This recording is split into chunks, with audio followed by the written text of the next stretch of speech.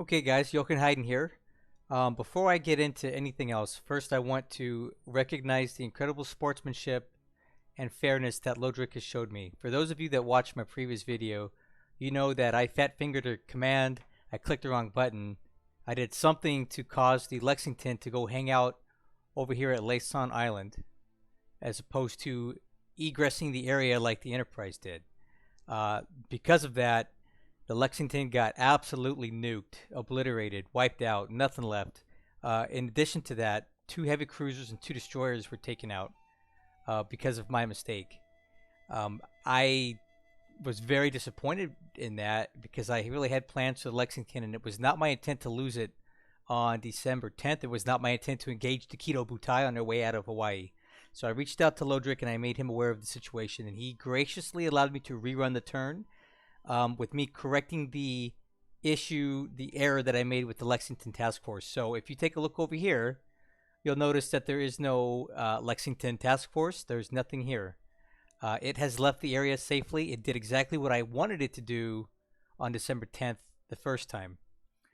So now the Keto Butai is hopefully on their way out. They can go back to Japan, have some Kirin Light, take a chill pill, leave me alone for a little bit. And now I'm in the process of reconstituting the Lexington Enterprise task forces and coming up with a new plan for them. But Lodrik was very fair to me and let me rerun that turn. So go subscribe to him on his channel. Thank him for being a cool, great sport. I've used up my one mulligan. Never again. If I fat finger another command, that's my fault going forward. I've learned my lesson and I've had my chance. So that won't happen again. So that being said, we did rerun the turn, and if you've played this game before, you know that the turns aren't always going to be identical. So there were some changes to the results of this turn as opposed to the first time you may have seen it on my video before. Overall, I would say it was maybe a little worse for me than before, and I'll explain why briefly. I had a little more success in some places, and I had a lot more failure in others. So real quick, let's go through the intel brief. So obviously you see I lost quite a few less aircraft today than I did the last time because I didn't have a ship sinking underneath them. So if we go to aircraft losses, he actually took a fair amount of losses out of Betty's. I lost a lot of Falcons here in air-to-air and a failed attack. We shot down some Zeros. And we lose some other aircraft, a lot of it air-to-air, and in my failed attempts to slow him down. And I'll show you briefly where these took place. But overall, I did lose 27 total aircraft per this. You know, it is what it is, but it's still better than losing 80 to 100. So I'll take that. If we look at pilot losses, 2 MIA, 3 WIA wounded, and 9 KIA, which is unfortunate. But, you know, we're going to be taking losses in this campaign, and it's unavoidable. I suspect he probably has more of these than I do because all of his were shot down over my territory, whereas mine were kind of over mine. So we'll see if I get any of these back in the op reports going forward. Okay, so ship sunk. It still wasn't great for me, but we actually had a little bit better this time around than before. You'll notice here that I sank one of his cargo ships. So remember that sub that I had over near Takao and Pescadores? Well, we actually got the Mark 21 torpedoes to work this time. We hit a couple of his cargo ships, one of which appears to have gone down.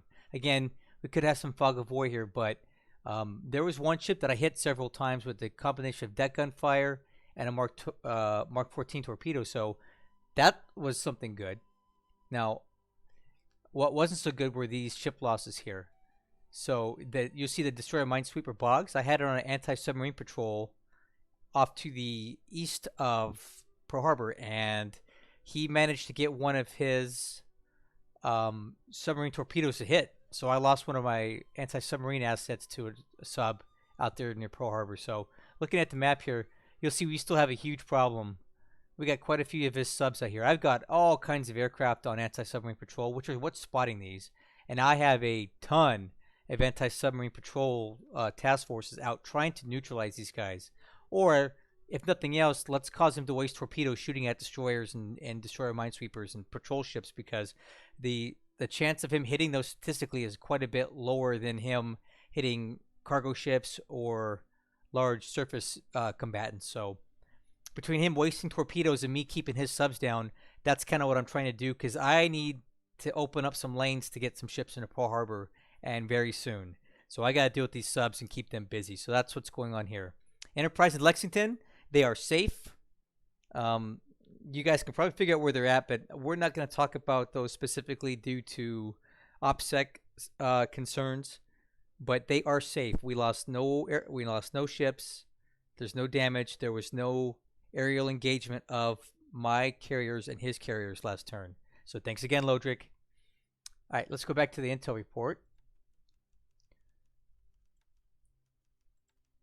And we lost quite a few more cargo ships and another destroyer, the tankers. A lot of the same stuff you saw in the previous turn was lost again from a combination of his submarine-laid mines, his aircraft from the Hiryu operating in a carrier over there near Singapore, and the submarines. So we'll go take a brief look at what's going on over there in the Dutch East Indies. All right, so over here there was a ton of action, as there was in the previous turn. We lost some ships due to subs here, and also here. This is that carrier task force with the Hiryu and possibly something else that's still operating just north of Billiton. They launched a very deadly raid on my ships fleeing Palembang over here and took quite a few out. So now that I know that we've got sea mines at Merak and Osthaven, I will not be trying to run that gap anymore. Between a combination of subs there and these mines, he's blocked off this exit route, so we're going to have to find another way out of here. And also, here's something else that transpired at sea, which was quite unfortunate for me. That did not happen the previous time. So I've had the Boise over here operating out in this area, trying to find something to shoot in. It has missed every single turn. It keeps going in the wrong direction and missing his enemy task forces by just a little bit. But unfortunately, this CV task force that's operating in the Celebes Sea finally caught up to the Boise, and we took a torpedo. So we have a substantial amount of damage to the Boise. So unfortunately, that bad boy is out of the picture. So I'm going to be moving him out, probably sending him down to Australia to get some repairs, because I don't know how many more of those torpedoes we can take. I'm not certain that we can even get this ship out of here at this point, because he knows where it's at. He's got ships here, ships here, ships here. He may focus this ship down, so the Boise may be lost. I hope I can get it out, but no guarantees. But it is drawing him out this way, so I can try to get some of these ships out of the Philippines. They have more or less a clear path through the Celebes Sea, through the Makassar Strait, and out. So the Boise may have to sacrifice itself, but we're going to get a lot of ships out of here, to include a lot of the ships coming out of Hong Kong. I only lost a couple. Most of them are still intact, to include 2 of the 3 destroyers. So that's kind of a win for me. So we'll see how the Boise goes. Keep a eye out for that in the coming turns and days, and let's see what we can do to rescue the Boise. But it's not looking good. He just knows where it's at, and I'm surrounded on 3 sides. There's not a lot of great exit routes here. So we'll see what happens. So this is something that happened different to me in the Philippines, which I think is why this turn was a net negative. So we were again unsuccessful in dislodging and or destroying this surrounded Japanese unit at Iba. That was more or less similar to last turn. It was a similar result.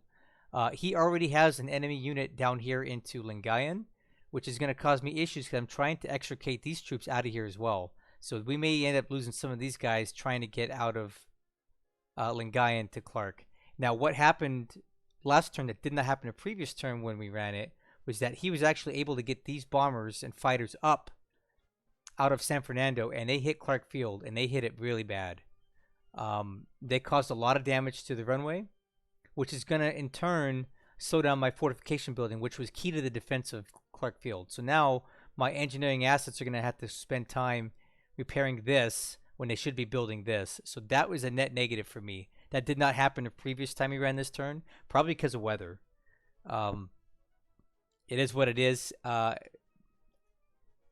can't complain because Lodrik was more than fair, allowing me to uh, take care of the Lexington. So if that means that I lose stuff other places, that's only fair, right?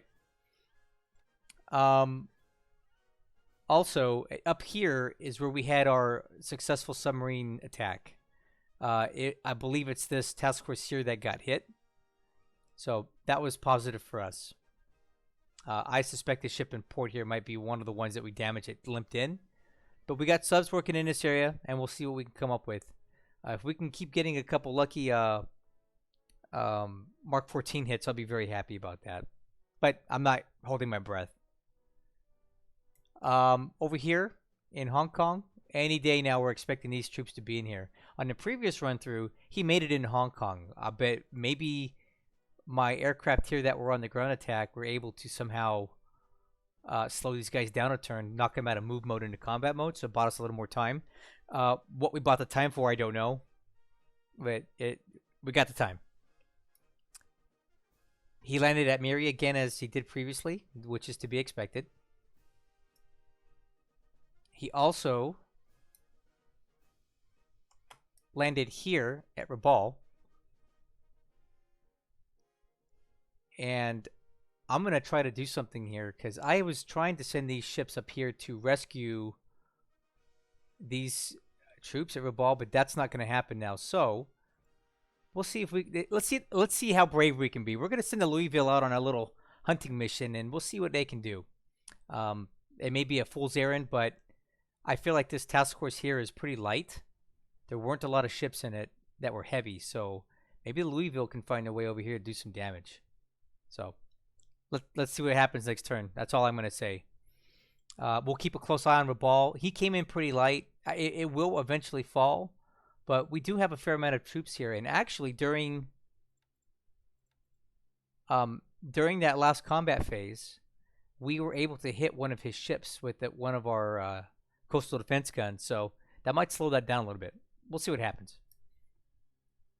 And that's basically it. So those are the key differences from the first December 10th, and this is the second December 10th.